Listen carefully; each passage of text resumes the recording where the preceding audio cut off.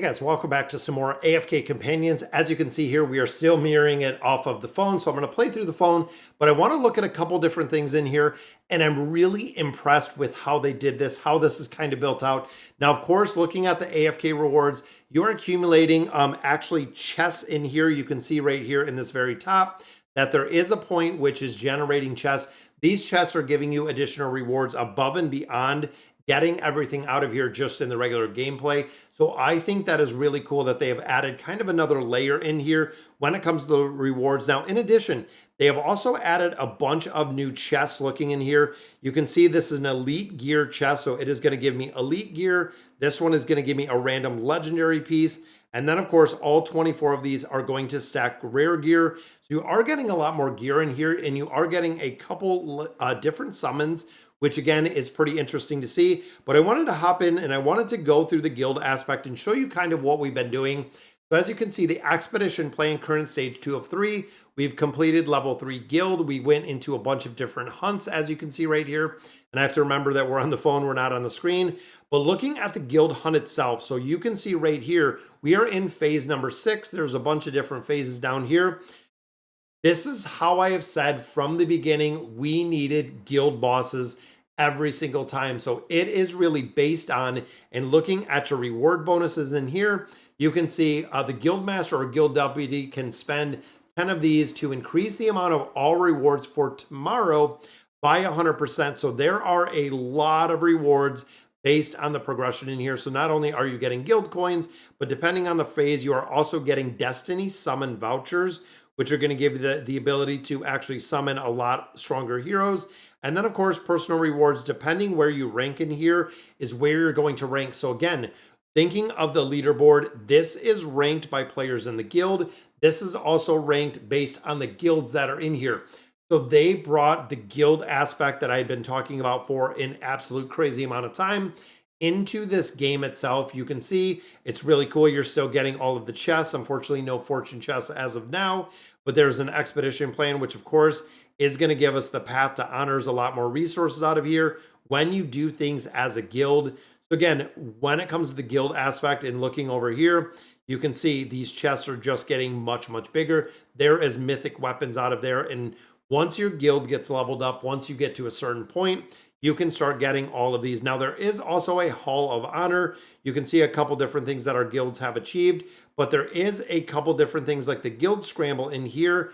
Treasure Vanguard, you can see that we're actually in here as a guild, which I don't know if that's how it runs before. I don't think it is, but it's pretty interesting to see the guild and how the guilds are built out and how the guilds work. You can see over here we have a special little slot. But when we start looking at the summons in here, again, there's a couple different ways, even looking at the Stargazer, we're 224 of 400.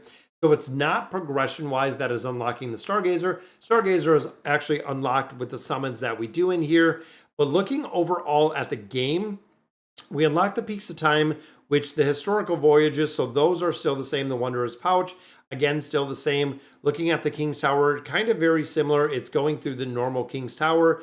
The bounty board, again, there are a lot of aspects of this game that are the exact same. There's a lot of aspects, the Arena of Soul, like PvP, that are totally different, guys. They are really revamping a lot of different things. In the PvP aspect, you have 2 different challenges that you can actually do in here because there are 2 different game modes when it comes to PvP itself. And you can see based on the rewards, you're not just farming up those rewards every single time, but when you start getting higher, you can see we're actually getting 9,000 tokens, but you're also getting these summon tickets, which are going to allow you to get elite heroes during the hero return event.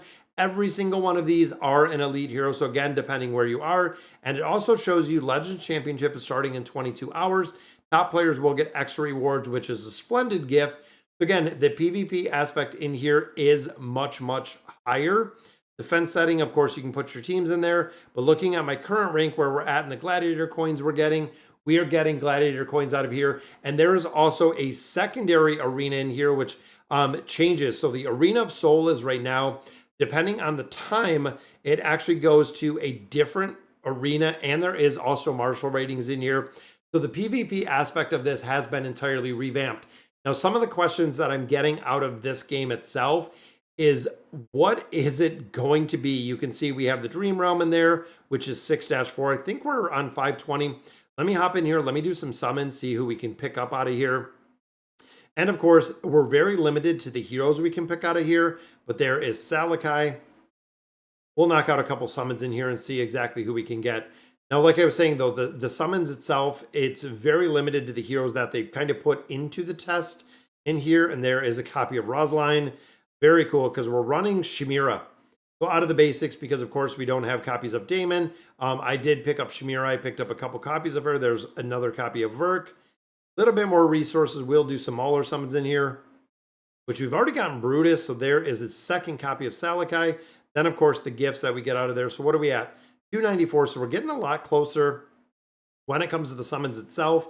And of course, it's not the full game mode. It's not incorporated with everything at this point. So we do have a little bit before we're going to be able to unlock and kind of see everything and see exactly what it looks like. Even looking here, let's go ahead and build up Rowan a little bit. That is going to give us a legendary Rowan. And overall, I'm just kind of playing around because I know that this is very, very short-lived. If you guys remember, the test in here is going to be very short-lived. Now, of course, once you get to a certain point, these are the cards we were talking about. So looking at the summoning itself, they will give you the ability to get elite heroes, and it's always an elite hero. When you start looking at the summons, we'll go ahead and do it. There's a number 8, and we get a copy of Hogan. So they are always going to be elite heroes based on what you do have here. And the hero returns, even looking at the perks, you see we can build up quite a few of these heroes itself, depending on where you are, depending on what account you're on, and also the events when Lyrical Exploration actually just opened today.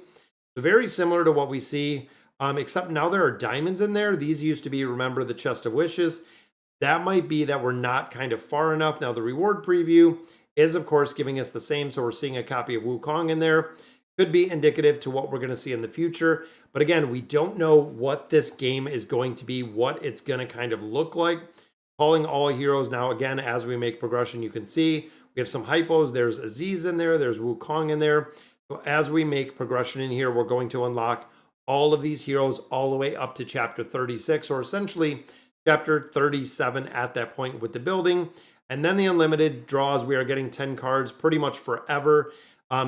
This will already be over. This test mode will already be over long before we get to do or have the ability to actually pick up all the summons in there.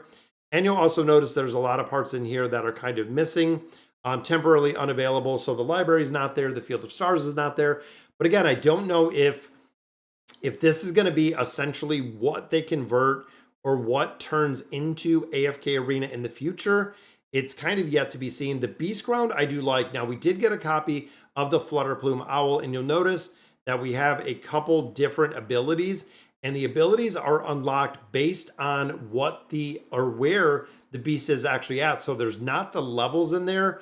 You can see the level up here is going to level up them the entirety, like leveling up almost what we see with the Elder Tree. Is going to level up here versus leveling up somewhere else. So you do have a little bit of a different build in here. And then, of course, looking at our beast portraits, we have a couple that we haven't found in here. But again, when we look at the beasts themselves, you just capture them.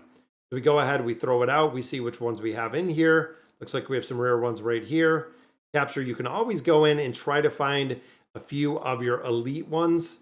But of course, the probability to get an elite a little bit lower. And of course, once we're starting in here and we're building these out quite a ways, they roll up just like we see with the regular ascension of the heroes themselves. They do roll up in time, making it much, much easier to get the higher level ones. So I like personally how they redid this with the beast, that you're not so focused on the beast resonance and everything of that nature. It's a lot more of a build out. And there we go. Got another orb right there. What do we have? 8 more of these? Wow, we got a lot of these in the last day. And I wanted to come in here and cover this because, again, we don't know if this is what AFK Arena essentially is going to turn into, if this piece of the game mode is going to be incorporated into the game itself. It's yet to be seen. Let's see if we can pick up a couple more copies of the Owl, though, because I know just kind of based where we're at, I was trying to get a couple of the new beasts in here and no owls in there. Because then, of course, once we capture them, we can go ahead and ascend the ones that we want. So there is, boom, unlocking new skills. And then, of course, legendary further increase the life leech of allied heroes. So there is a life leech piece in there. And again, we can go ahead and ascend these. I don't even know if we have to copy them all.